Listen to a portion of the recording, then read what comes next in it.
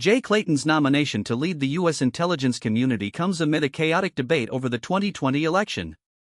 I'm talking about the former Federal Register chair who just appeared on Capitol Hill for his confirmation hearing and was asked a question that's been remote on most of the administration's top picks: who actually won the 2020 presidential race?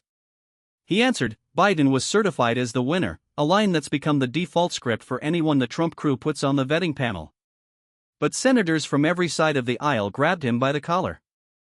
Mark Warner, the top Democrat on the Intelligence Committee, Kirsten Gillibrand, John Ossoff, Mark Kelly, and even independent Angus King all pressed him on that single statement.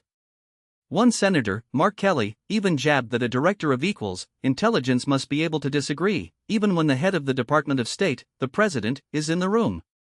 They're not just asking if the election was stolen, they're asking if he can speak truth to power. Tension builds because President Trump is gearing up to deliver a primetime address on election security this Thursday. He promised to talk about voting machines, potential irregularities, and some really big news. The speech will likely invoke declassified documents that the Trump administration's task force has been quietly pulling out in the last month.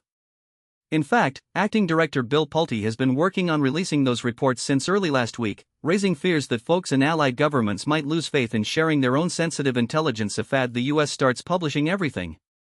After the hearing, Warner flagged the declassification effort as a strategic risk. The idea that both Biden and Trump could be called for interrogation, but Clinton was denied, created a palace that is already stirring. And now, the Intelligence Committee will vote on Clayton early next week. If the 9 Republicans all line up for him, the 11 Democrats might have to scramble to keep a majority package on their side of the aisle.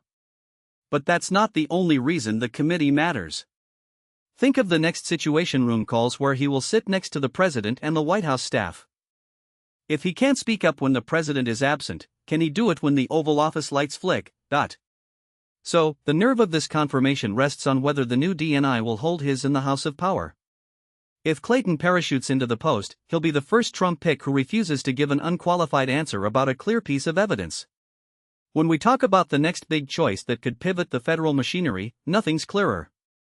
The confirmation of Jay Clayton will not only choose who runs the intelligence community, but whether they can look honest in the mirror of the truth.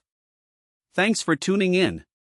If you want to hold officials accountable for truth or disinformation, it's a story you'll want to follow closely. Stay engaged, stay curious, and I'll see you next time for more updates on Washington's most pressing questions.